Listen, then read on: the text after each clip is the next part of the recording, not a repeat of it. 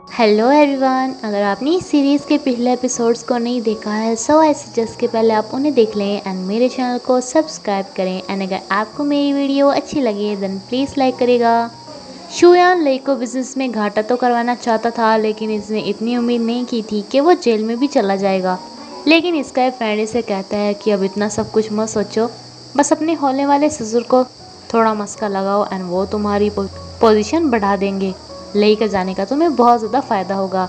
ये बिल्कुल ऐसा ही करता है, जिसके बाद मिस्टर श्यांग जो कि लई की कंपनी के एक बहुत बड़े शेयर होल्डर थे, ये जिस प्रोजेक्ट पे लई काम कर रहा था उसका इंचार्ज शुयान को ही बना देते हैं।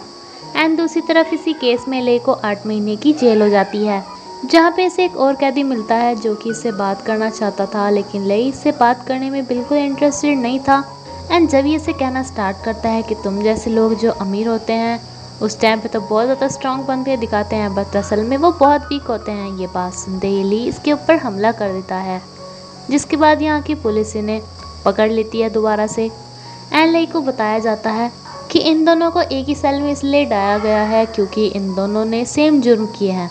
एंड साथ में ये भी कि इसके साथ आगे से लड़ाई नहीं की जाए क्योंकि ये एक हार्ट पेशेंट है। ये बात लई काफ़ी अच्छे से समझता है।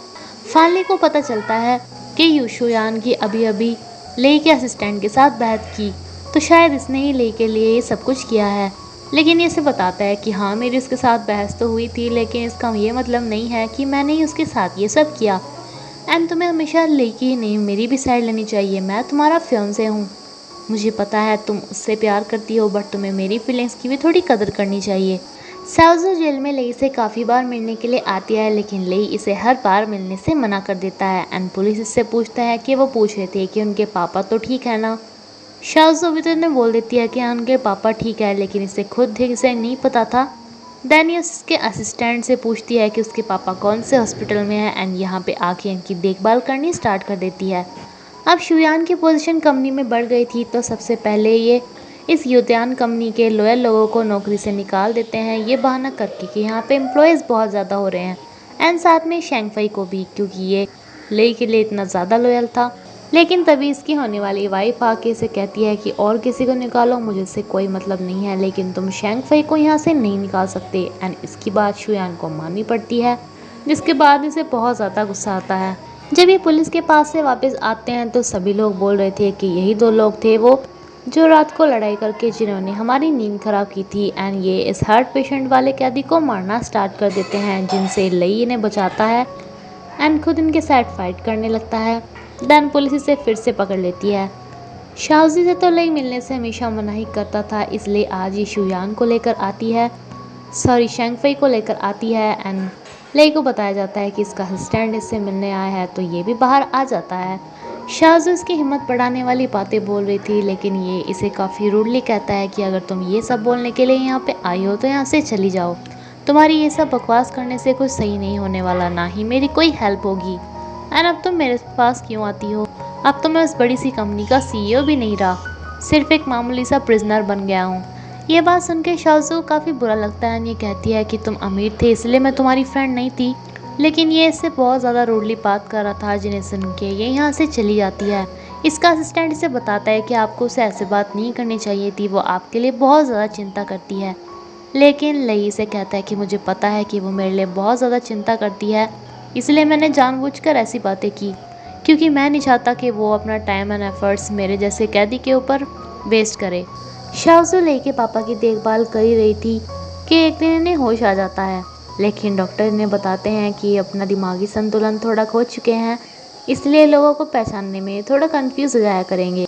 एंड इसके चलते ये सभी को बोल रहे थे कि तुम भी बहुत ज़्यादा बुरे हो, सबको गालियाँ दे रहे थे, सिर्फ शाओजू को छोड़ के। घर पे इनसे मिलने के लिए शुयान आता है, जो कि अपने इस फ्रेंड को कहता है कि भले ही मैं लई से चिढ़ता हूँ, लेकिन उसके पापा से नहीं। लेकिन ये तो इन्हें भी अपने डंडे से मार मार के यहाँ से भगा देते हैं कि तुम भी बहुत ज़्यादा बुरे हो। लई जब इस प्रोजेक्ट को आगे बढ़ाता है, सॉरी शुयान जब इस प्रोजेक्ट को आगे बढ़ाता है, तो इसे इस जगह पे देखकर फैमिली अपने पापा से बोल रही थी कि जब लई यहाँ पे था तो कितना ज़्यादा अच्छा था। इसके पापा से कहते हैं कि वो तुम्हारा फियांसे है, इसलिए तुम्हें उसके बारे में भी अच्छा ही सोचना चाहिए। लेकिन ये कहती है कि अब मुझे बहुत ज़्यादा रिग्रेट हो रहा है अपने फैसले पे। एंड तभी इसे वोमिटिंग हो जाती है। इसी के पीछे पीछे शुयान का का चमचा भी इसे देखने के लिए जाता है। दूसरी तरफ ये सारी कॉन्फ्रेंस इन कैदियों को भी दिखाई जा रही थी, जिसमें सभी कैदी बोलने लगते हैं कि अच्छा तो ये लड़का इतना ज़्यादा अमीर था, एंड इसे बोलने लगते हैं कि अच्छा तुम ये बताओ कि तुम यहाँ पे कैसा महसूस कर रहे हो। लेई को फिर से गुस्सा आ जाता है। इसे इसका ये अब कैदी फ्रेंड रोकने की कोशिश करता है, लेकिन ये गुस्से में इसे ही धक्का दे देता है एंड इसके दिल का दौरा शुरू हो जाता है। लेकिन लेई पूरी कोशिश करता है इसे बचाने की। शुयान का ये चेला जब देखता है कि फैंगली वॉमिट कर रही है तो ये अपने बॉस को बता देता है कि उसे तो वॉमिटिंग हो रही थी, एंड इसका बॉस से कहता है कि उसका पीछा करो, ध्यान रखो कि वो क्या कुछ कर रही है। एंड हॉस्पिटल में जाने पे शांग फैंगली को पता चलता है कि ये प्रेग्नेंट है, जिस पे से काफ़ी ज़्यादा बुरा लगता है एंड ये सीधा जाती है लेई से मिलने के लिए। ये अपने लेई के बचपन की बातों को याद करती है एंड इसकी बातों से लेई को न जाने क्यों ऐसा लग रहा था जैसे कि ये कुछ ज़रूर बड़ा करने वाली हो। लेई इसे रोकने की कोशिश करता है, लेकिन ये यहाँ से चली जाती है। इसका चेला इसे बता देता है कि शांग फैंगली प्रेग्नेंट है, जिस पे बहुत ज़्यादा खुश हो जाता है। लेकिन अगले ही पल ये इसे बताता है कि वो अबॉर्शन करवाने जा रही है कल को, जो कि इसे बिल्कुल भी नहीं करवाना था। ये अपनी दवाई वगैरह भी नहीं खा रहे थे, लेकिन शाओजी इन्हें बच्चों की तरह कैंडीज वगैरह का लालच देके टॉफियाँ खिला रही थी। लेई की मॉम को भी आज ही पता ज़ाओरांग की मॉम को भी आज ही पता चला था, तो ये इनसे मिलने के लिए आती हैं, जहाँ पे ये देखती है कि शाओजी इनका कितना ज़्यादा ख्याल रख रही है। आज इससे काफ़ी अच्छे से बात करती हैं एंड इसे कहती है कि आखिर तुम कब तक उनका ऐसे ख्याल रखोगी, न जाने कब उनकी तबीयत ऐसे ठीक होगी। एंड शाओजू इन्हें ले के पापा की पिक देकर बोलती है कि ले मुझसे तो कभी मिलना पसंद ही नहीं करता, लेकिन अब अगर आप उससे मिलने के लिए गई तो ये फ़ोटो दिखा के उसे बोलना कि उसके पापा बहुत ज़्यादा अच्छे हैं, जो कि अब्रॉड छुट्टियों पे गए हैं। फैमिली जब अपना अबॉर्शन कराने जा ही रही थी तो शुयान इसे रोक लेता है एंड इसे कहते हैं कि तुम हमारे बच्चे को ऐसे अबॉर्ट नहीं करा सकती, तुम जो चाहोगी मैं वही करूँगा, लेकिन प्लीज़ तुम ऐसा मत करो। एंड ये इससे काफ़ी ज़्यादा रिक्वेस्ट करता है, जिसके बाद शांग फैंगली फैसला लेती है कि ये इससे शादी कर रही है, वो भी जल्द से जल्द। शांग फैंगली के पापा भी सुन के काफ़ी ज़्यादा खुश होते हैं एंड ये भी काफ़ी प्राउडली अपने सभी रिश्तेदार वगैरह को बुलाता है कि मेरी शादी है, जल्दी से यहाँ पे आ जाओ। लेकिन अब शांग फैंगली को काफ़ी ज़्यादा गुस्सा आ रहा था जब सभी लोग इससे पूछ रहे थे कि आप कौन सी ड्रेस पहनेंगे, कौन सा बुके लेंगे वगैरह वगैरह, जिस पे ये फैसला करती है एंड शुयान को बताती है कि हम ऐसे कोई ग्रैंड सेरेमनी नहीं करने वाले, सिर्फ सिंपल सी शादी। इस पे से बहुत ही ज़्यादा गुस्सा आता है एंड ये काफ़ी ज़्यादा ड्रिंक करता है कि इसने तो सबको बुला लिया था, अब सबको मना करनी पड़ेगी एंड इसकी इंसल्ट होगी। शराब के नशे में अपना फ़ोन यहीं पे ही कार में भूल गया था। नेक्स्ट डे मिस्टर शांग का ड्राइवर देखता है कि इनकी कार में कोई ख़राबी है, तो ये आज शुयान की गाड़ी में ही बैठ के निकल लेते हैं, जहाँ पे इसका फ़ोन बजता है जो कि यहीं पर ही रह गया था। एंड शुयान का चमचा मिस्टर शांग को शुयांग समझ के इसे बता देता है कि इन्होंने कैसे किस तरीके से ले को जेल में भिजवाया है। एक तरफ जहाँ ये हो रहा था तो दूसरी तरफ शुयान शांग फैंगली को लेके मैरिज ब्यूरो चला जाता है। इसके पापा इसे फ़ोन करके बताते इससे पहले ही इसे पता चलता है कि इसकी बेटी ने तो शुयान के साथ शादी भी कर ली है। घर पहुंचने पे सीधा इसे कहता है कि तुमने ये सब क्यों किया, जिस पे ये इसे रिक्वेस्ट करता है कि आप ये सब बातें किसी को मत बताना, मैं नहीं चाहता था कि लई जेल में जाए, मैं तो बस उसे बिजनेस में हराना चाहता था। आप चाहें तो मुझे अब जेल में भिजवा सकते हैं, लेकिन आप ये सोचिए कि शांग फैंगली प्रेग्नेंट हो चुकी है। क्या आप ये चाहते हैं कि उसका पापा जेल में चला जाए जब वो पैदा हो, वो भी शांग फैंगली की शादी से पहले ही? एंड अगर ऐसा ही है तो लई जब जेल में से वापस आ जाएगा तो मैं खुद ये कंपनी उसी के हाथों में दोबारा सौंप दूंगा ना। अब ये कर भी क्या सकते थे, तो ये अपनी बेटी को सिर्फ इतना कहते हैं कि चलो जो कुछ हुआ हो गया, लेकिन अब मेरे आशीर्वाद तुम्हारे साथ हैं। एंड इनकी अजीब सी बातें इनकी बेटी को समझ में नहीं आ रही थी। लई से मिलने के लिए ज़ोरांग की मॉम आती है, जो कि इसके पापा की फ़ोटो देखा कर इसे कहती हैं कि वो बिल्कुल सही है एंड छुट्टियों पे अब्रॉड गए हुए हैं। शाओजू के पेरेंट्स इसे घर पे बुलाना चाहते थे न्यू ईयर के मौके पे, लेकिन ये नहीं बोल देती है कि मैं बहुत ज़्यादा बिजी हूँ तो घर पे नहीं आ सकती।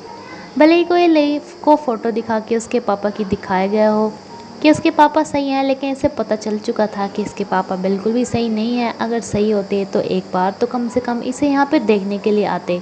शुयान का ये सब फ्रेंड इससे पूछता है कि क्या बात, तुम्हारी आंखें इतनी टायर्ड क्यों हैं, क्या तुम रात भर सोए नहीं?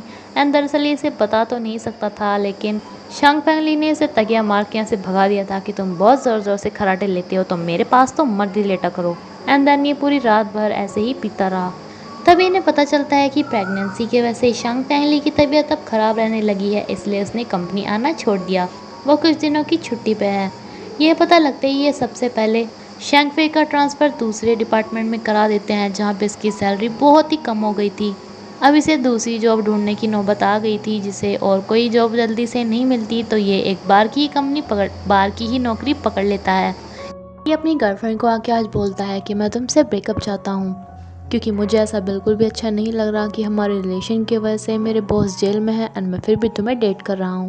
पहले तो शीकी से गुस्सा होती है थोड़ा सा, बट देन इसे बोल देती है कि ठीक है, दफ़ा हो जाओ यहाँ से, मुझे भी तुम्हारी कोई ज़रूरत नहीं। इसकी गर्लफ्रेंड शेकी ने अब दूसरा लड़का को अपना बॉयफ्रेंड बना लिया था, जिसके फ्रेंड्स इससे पूछते हैं कि ये लड़की कौन है। ये इन्हें बताने वाली थी कि मैं इसकी गर्लफ्रेंड हूँ, लेकिन ये कहता है कि ये मेरी कज़न है। ये इससे बहस करती है कि तुमने उन्हें ये क्यों बोला, तो ये कहता है कि अरे मेरे फ्रेंड्स बहुत ज़्यादा गॉसिप्स करते हैं सिर्फ इसलिए। तभी ये यहाँ पर शैंग फे को भी देख लेती है एंड यहाँ से चली जाती है। साउजू तो अपने घर नहीं गई थी, इसलिए इसके पेरेंट्स इससे मिलने के लिए शंघाई आ जाते हैं।